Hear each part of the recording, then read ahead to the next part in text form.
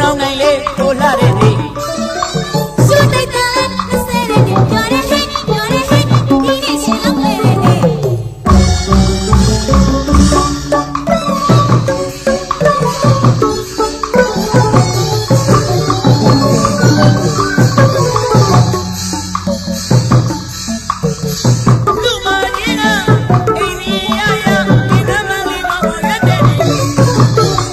လူတကာကြီးရဲ့ဘက်ခါရှိရဲ့